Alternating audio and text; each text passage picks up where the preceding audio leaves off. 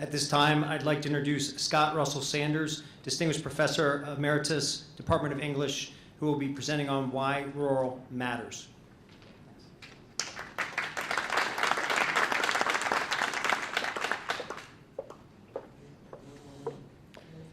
I can build a house, but I only recently figured out how to do a timer on an iPhone.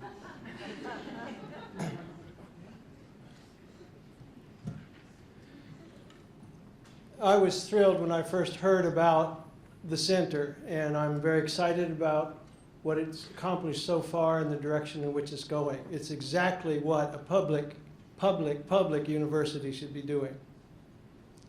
I'm going to say more about the public domain in a minute. When we go into other communities, we are in line to learn as much, perhaps even more, from the people we engage as they are going to learn from us. And when we talk with them, if I were there, the first question I would ask is, what do you love about your place? I wouldn't start with problems, I wouldn't start with needs. I'd ask them, what do you love about where you are, who you're with, what you do, and then build outward from that. They will have a rich sense of what makes the place they're in not perfect, but good in some way. I'm going to indulge in a little personal story at the risk of seeming self-absorbed, a fault not in short supply in contemporary America. But I was reared in the country, and I want to tell you a little bit about that rearing and use it as a baseline in my own thinking about the potential and the needs, blessings and curses of rural America today. Rural America matters for a lot of reasons because of the human beings who are in it. And it's worth remembering that in the eyes of many Americans in the major metropolises, the whole state of Indiana is rural America. And Bloomington would be thought of in many places as a small regional city. We're not really separate from our neighbors here, at least in how we are viewed from beyond the borders of our state. So this work matters because the people who surround us and the people who live in our own community matter. It matters because if we want to continue eating and having the benefit of forest products and minerals extraction, we need to take care of the soils and the waters and the forests and the prairies of America. And those are not in the cities. Those are outside the cities. And the people in best position to take care of them are outside the cities. So that's a second reason to be very devoted to looking after the interests of those who live in the midst of those lands and forests and waters. Those areas are also the source location for most of our recreation, for much of our travels, and it's where stewardship of America's natural resources will occur if it occurs at all. I'm a first-generation university student. Neither of my parents was able to go to college. I have an older sister who was the first in our family. I was second, and my younger brother was third. And I want to say briefly all the ways in which the public domain carried me through my educational path to this moment. I attended elementary school in a building constructed by the Civilian Conservation Corps, in which my father worked. He didn't work on that school, but he worked in Mississippi planting trees. I gained at least half of my education in the local public library. We didn't own books in my household except a Bible and a dictionary. When I was a junior in high school, in a little rural school in northeastern Ohio, I applied for a science institute at Indiana University and came here for the summer. And it was all free. Lodging, tuition, everything was free because of a grant to the university from the National Science Foundation.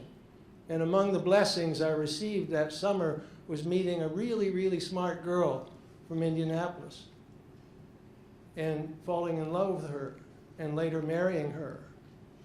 And last August, we celebrated our 51st anniversary, and that is a significant contribution by the National Science Foundation, in my view. I went to college I was plucked out of the back roads of Ohio by an Ivy League college. It gave me a good scholarship from a private foundation, but I couldn't have gone without a loan from what was called the National Education Defense Act. Think about that. An act was passed by Congress in 1958 to provide loans to educate American students, and it was thought as vital to the defense of the United States, as indeed it is, in every sense, not just militarily, but all the ways in which America operates in the world. And that loan, which was not huge, but then I didn't have any money at all, was forgiven 10% a year for 5 years, so a total of 50% if you went into teaching and stayed in teaching. That was another feature of that act. I went to graduate school on something called the Marshall Scholarship, granted by the British people in gratitude for the Marshall Plan, an act of generosity on the part of this nation at a time when it thought of itself as generous towards the rest of the world and not in competition with the rest of the world. And then when I was finishing my graduate work at University of Cambridge in England, I was offered a job by Indiana University, a public university, and I wanted to teach in a public university, even though I had gone to an Ivy League school, because I wanted to be able to have the chance of working with at least some students who were first-generation college students, and maybe some that had come from a rural background comparable to mine. And I taught my whole career here at Indiana University.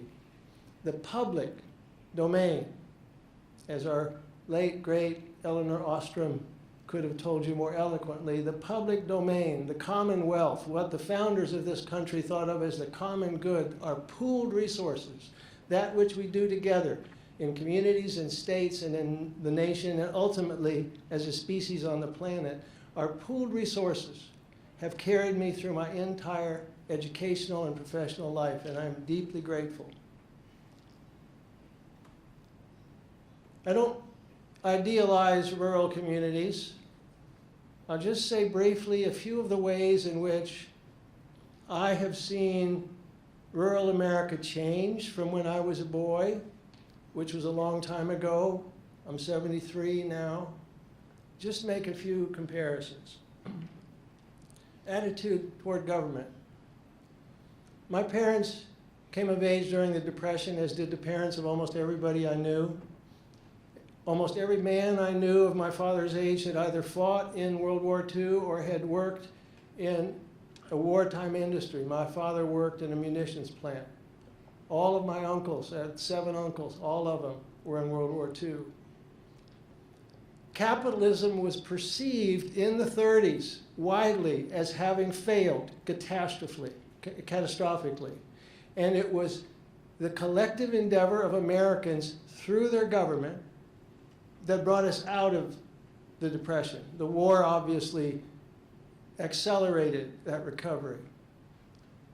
So there was a great deal of respect for what government can do. It had established Social Security, workmen's compensation. It had provided jobs for people in the depths of the Depression, people including both of my parents. So there was a great deal, a really strong sense that government imperfect as it is the way collectively, through our representatives and through our voices, we address the challenges that face us all. That was the attitude towards government I grew up in the midst of. Today, needless to say, the attitude towards government, and I'm talking at all levels, although it tends to be most intense at the national rather than local level, there's a great deal of hostility, and that's not too strong a word, towards government. And that's tragic, because the only way we have as a people of dealing with the challenges we face in cooperation is at least partly through government. Obviously, nonprofits, even businesses, can play a significant role, but we cannot do it without intelligent, compassionate, imaginative government, and people with those qualities going into government. Jobs. There were shortages of jobs. I knew a lot of people who would be unemployed when plants laid off when I was growing up. It's always been hard to earn a living, especially in small towns. But if you did have a job, you were likely to be in a union. You would have sufficient wages for a single wage earner to support a family, and typically a larger family than today's American families. You would have health care not only all the time you were working, but after you retired. My mother had Firestone's health insurance for 24 years after my father died. You would also have had a guaranteed pension.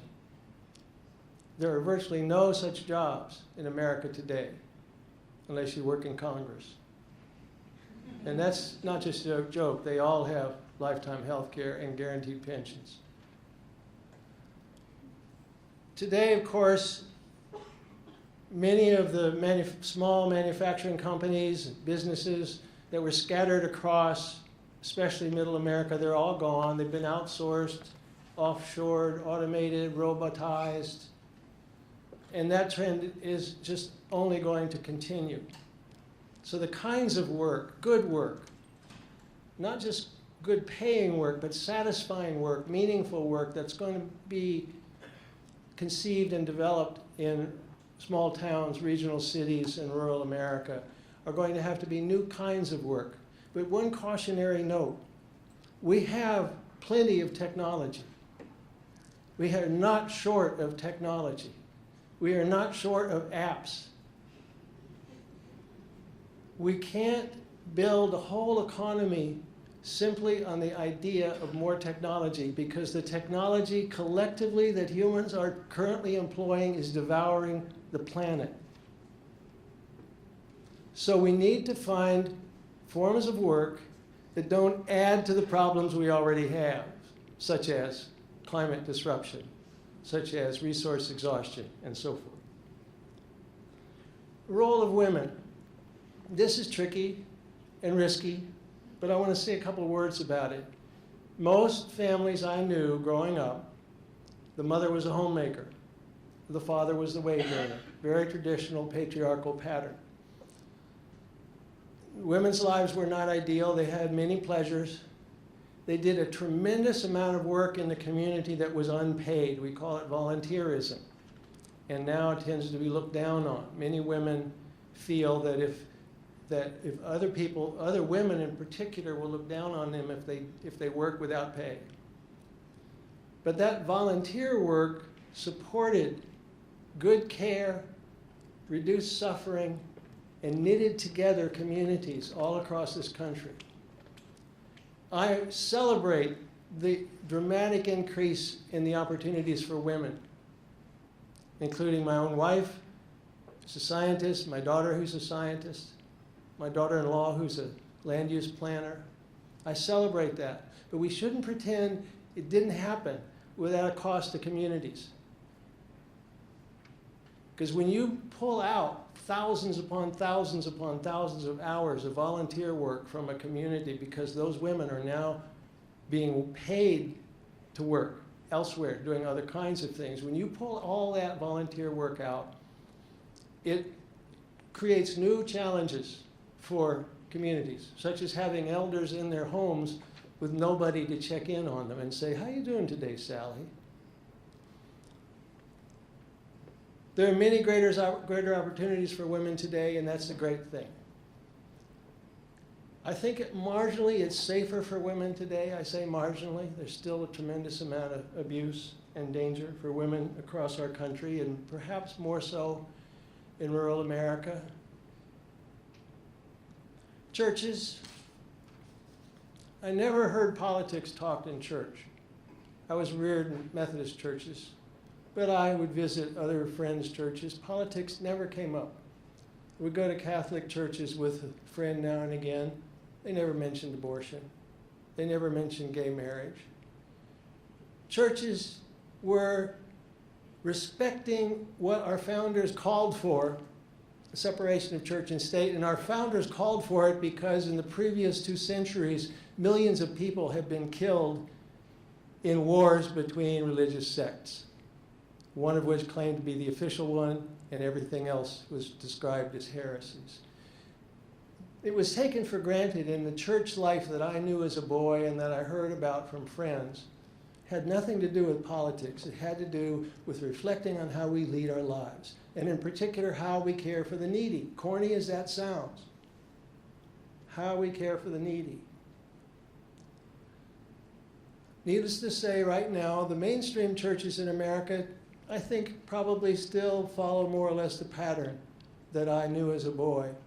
But mega churches and many of the evangelical churches have become highly politicized and have sought to impose whatever their view is on whether it's on abortion or gay marriage or gay rights, to impose that on everybody else. That's very alien to the religious culture that I knew as a boy. And it doesn't, the new pattern, the politicized pattern, doesn't just happen in rural America, it happens in urban America as well. The NRA, National Rifle Association, has gone through the same transition. I had a gun. I had a BB gun when I was 10, 22 when I was 13. I hunted with my father. He had shotguns. Most of the men we knew hunted. Some women we knew hunted. And if you hunted, you had shotguns. I never heard of an assault rifle except G.I. Joe. I never heard of a handgun except in cowboy movies. And the National Rifle Association, when I was a boy, my dad didn't belong as it happens, but I knew about it. Its emphasis was on safety training. How do you use a firearm safely? And also cultivating the practice of hunting. Whatever you think about the practice of hunting, it was not about putting guns in the hands of every American. There's a Swiss nonprofit that estimates gun ownership, and there are no official figures on this. Their estimate for the United States is on the order of 300 million guns in America, most of which are handguns, many of which are so-called long rifles, and a staggering percentage of which are military-style assault rifles. And the National Rifle Association. The National Rifle Association has, like the churches, like some churches have become highly politicized. Conclusion. As I said at the outset, we have easily as much to learn from the people whom we encounter about their lives, about what they value, as they will learn from us. Part of what I hope we learn, those of us who participate or simply have conversations with the teachers and the students who are going out into these communities, part of what I hope we learn is a richer idea of what a good society is. What does it mean to have a good community and live in a good community? What is quality of place? It's not what you're going to see in advertisements. It's not typically what you're going to hear anywhere on television, unless stereotypically you're watching public broadcasting. What is a good society? What is a good life for an individual, for a family, for a household, for a community? As we get It's not just about survival. It's not just about enough money, having enough money to pay the bills. Those are vital, of course. It's about what we value most deeply and how we embody that in our own individual lives and in our collective lives. I applaud all those who are involved. More power to you. Thanks.